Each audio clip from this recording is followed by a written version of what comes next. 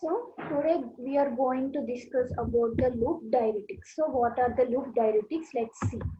So loop diuretics are more potent and efficacy diuretics. In normal doses, if you take the dose in the normal dose means what it will means capable of including up to 20 to 30% of the natriureases. Means the meaning of the natriureases means that it will inhibit the reabsorption of the sodium ions in the body.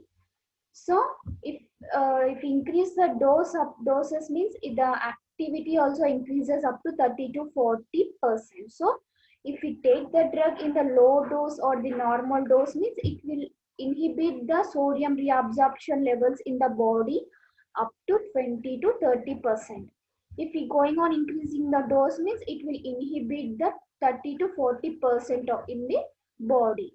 So such type of excretion is not exhibited by any other diuretics such as thiazide and potassium sparing diuretics. So if we compare with all other diuretics, it is the more potent and also it will inhibit the 50% of the reabsorption of the sodium levels.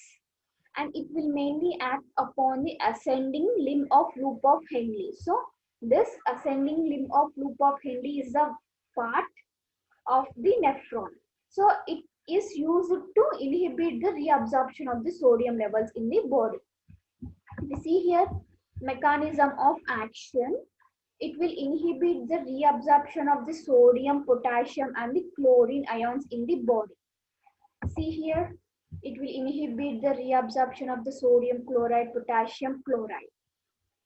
By inhibiting the sodium, potassium and chloride symport it is present in the thick ascending limb of loop of Henle. So the sodium, potassium and the chlorine symport will be inhibited. These symports are present in the ascending limb of loop of Henle. So if the symport get inhibited means there will be the inhibition of the reabsorption of the sodium chloride and the potassium chloride. So what will happen here means the thick ascending limb of loop of Henle is mainly responsible for the reabsorption of the sodium levels. So in order to avoid the reabsorption of the sodium levels, the loop diuretic drugs should be taken. So if the loop diuretics drugs are taken means it will inhibit the reabsorption of the sodium levels in the body. And also it will inhibit the reabsorption of the calcium and the magnesium in the body.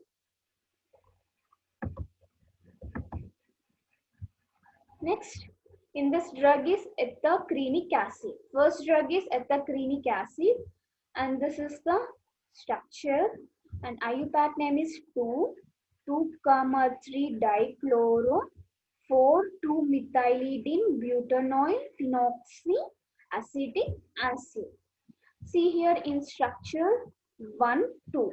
In the second position, the 2,3-dichloro-phenyl is present. And for this phenyl in the fourth position, the 2-methylidene butanoyl is present. See here in the second position, the methyl group is there and 1, 2, 3, 4. 4 carbon atoms are there, means butyl. And here oxygen is there, so 2-methylidene butanol. And this is the acetic acid. See here structure. This is the acetic acid structure. In the second position for the acetic acid, 2,3-dichlorophenoxy is present. So for this phenoxy in the fourth position, 2-methylidene butanoyl is attached. So this is the structure and IUPAC name of the ethacrenic acid. Next properties, it is a white crystalline powder, odorless, soluble in alcohol, ether, chloroform and very slightly soluble in water. So next pharmacokinetics, it is the oral route of administration and intravenous route of administration, and it is metabolized in the liver and undergoes the renal excretion in unchanged form. So adverse drug reactions are it may cause frequent urination, muscle cramps, loss of hearing, liver damage. If the drug is taken through the oral route means it may cause the diarrhea, dry mouth, nausea, muscle pain, vomitings, uneven heart rate.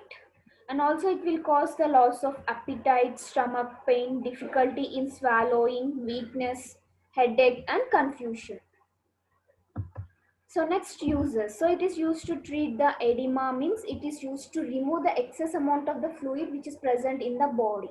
Means it is used to maintain the fluid balance in the body in adults and the children which is caused by the medical problems such as cancer, heart diseases, kidney diseases or liver diseases. Means this drug is mainly used in the persons those who are suffering from the cancer, heart problems, kidney problems and liver diseases in order to remove the excess amount of the fluid which is present in the body. And the dose 50 to 200 mg orally per day means we have to take that 50 to 200 mg orally per day. It may be through the single dose or two divided equal dose or 50 mg and 50 mg through the IV intravenous route. Occasionally at the second dose at new injection site may be required. Means if we give means if we follow the IV route of administration means all the time we should not give at the same site. We should change the site of injection. Next, bumetanide drug. Bumetanide. So this is the structure. If you see the IUPAC name, 3-butyl amino, 4-phenoxy, 5-sulfonyl benzoic acid. See here, this is the benzoic acid. 6-membered ring with COOH is the benzoic acid. For this benzoic acid, in the third position butyl amine, in the fourth position phenoxy group, and the fifth position sulfonyl group is attached. See here structure, 3-butyl amino, 4-phenoxy, 5-sulfonyl benzoic acid. So properties are white crystalline powder, insoluble in water, soluble in acetone, alcohol, dilute solutions of alkali hydroxide, slightly soluble in ethylene chloride. So properties are it is an oral route of administration and it is metabolized in the liver and it undergoes a urinary excretion in unchanged form.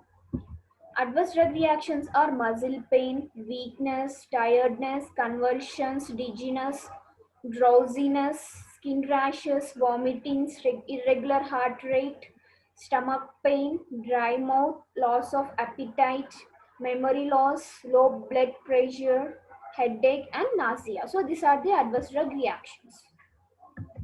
Uses, it is used to treat the edema means it is used to remove the excess amount of the fluid in our body. Means it is used to maintain the fluid level in the body and the person those who are suffering from the heart, kidney and liver diseases.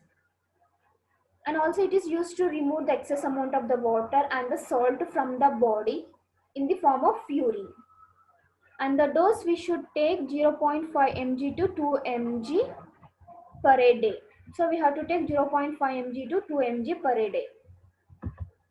So next drug is furosemide. So this is the structure of the furosemide and the IUPAC name is 4-chloro 2-furon methyl amino 5-sulfonamyl benzoic acid. See, this is the benzoic acid. For this benzoic acid, fourth position chlorine atom is there, and in fifth position the sulfonyl group, and in second position the furon methyl amino group is there. See here for the furan structure in the second position methyl amino structure is there. So 4-chloro 2-furon methyl amino 5-sulfonyl benzoic acid. So this is the structure and IUPAC name of the furosemide. And the properties are, it is a white to off-white crystalline powder, and it is odorless, and it is practically tasteless, means it does not have any taste, but it is slightly soluble in water, chloroform, ether, and soluble in acetone, methanol, DMF, aqueous solutions, and should maintain the pH 8, and less soluble in ethanol, freely soluble in alkali hydroxide. Next, synthesis. If you see here, synthesis, the starting material in the step 1 is 2,4 dichlorobenzoic acid. See here in second and the fourth position, the chlorine atoms are there. So this is the benzoic acid. So it is named as 2,4 dichlorobenzoic acid when it is treated with the chlorosulfonic acid to get the 5-chlorosulfonamide derivative. Here what will happen means the the sulfonic acid will get attached at the fifth position of the 4,5 dichlorobenzoic acid. See here the starting material is 2,4 dichlorobenzoic acid when it is reacted with chlorosulfonic acid. So the chlorosulfonic acid will get attached at the fifth position to get 5-chlorosulfonamide derivative. When it is reacted with ammonia, here what will happen means here from the ammonia one of the hydrogen atom, and here from the 5-chlorosulfonyl derivative one of the chlorine atom will get eliminated in the form of HCl to get 5-sulfonyl analog. So here the remaining nitro group is attached at the fifth position. So it is 5-sulfonyl analog.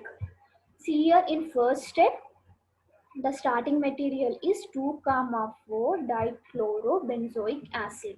When it is treated with chlorosulfonic acid, it will get 5-chlorosulfonyl derivative. So when it is treated with the ammonia, from ammonia one of the hydrogen and the 5-chlorosulfonyl one of the chloride atom will get eliminated in the form of HCl. So remaining nitro group is attached to the fifth position to form 5-sulfonyl analog. In the step 2, the end product, whatever the end product came in the first step, is the starting material for the step 2. See here the 5-sulfonyl analog when it is treated with the furfuryl amine. So what will happen is here one of the hydrogen atom and here one of the chlorine atom will get eliminated to get furosemide. See here in the step 2, 5-sulfonyl analog when it is treated with furfuryl amine. Here one of the hydrogen and here one of the chlorine atom is eliminated in the form of hydrochloride to get furosemide drug. So this is a synthesis of the furosemide. Next, pharmacokinetics are, it is oral, intravenous route of administration, and it is metabolized in the liver and undergoes the urine elimination. So here if you see the metabolites are involved, that is furosemide. For the furosemide, the metabolites are furosemide, glucuronide, see here, furosemide, glucuronide, and also the 4-chloro-5-sulfonyl anthrylinic acid. So these are the two metabolites which are involved in the drug, and it is excreted through the urine, means it is oral and intravenous route of administration, and it is metabolized in the liver. Means in the metabolism process, two metabolites are involved, that is furosemide, glucuronide, and also 4-chloro-5-sulfonyl anthrylinic acid, and it is excreted through urine. Adverse drug reactions are increased urination, feeling of more thirsty, muscle cramps, itching or rashes, weakness, dizziness, spinning sensation, diarrhea, stomach pain, constipation, dark urea, dehydration, nausea, vomiting, fever, jaundice, electrolyte abnormalities, loss of appetite, rapid weight loss, cardiac arrest, is occurs when cardiac arrest will occurs when it will take it through the intravenous route of administration. So uses, it is used in the treatment of the hypertension, acute renal failure, hypercalcemia. So and also it is used to treat the edema, means it means it used to remove the excess amount of the fluid present in the body in the patients those who are suffering with heart, kidney and liver problems. And dose for edema patient, the usual dose should be taken 20 to 80 mg given in a single dose. In case of hypertension should be taken 80 mg, it should be divided into two doses, means we should take the 2 times a day, that is 40 mg. Next, so these are the drugs which comes under the loop diuretics. Like in loop diuretics, what are the drugs will come?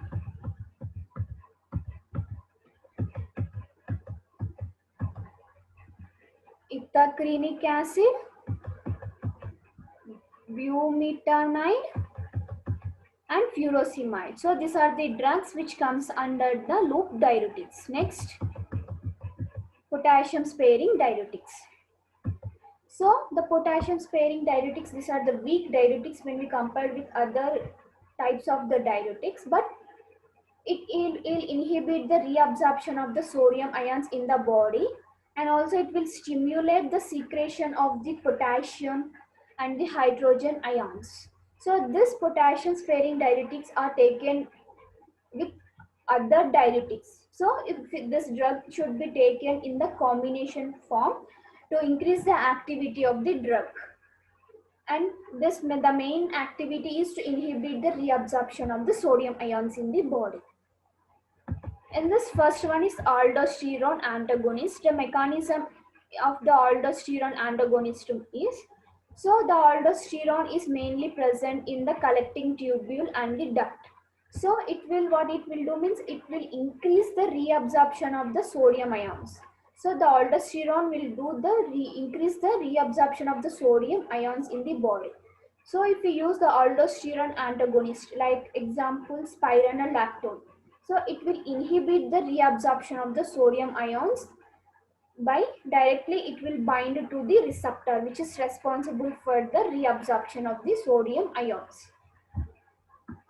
So first drug is spironolactone, and this is the structure. If you see the IUPAC name, 7-acetyl sulfonyl 17 hydroxy 3-oxo pregnine.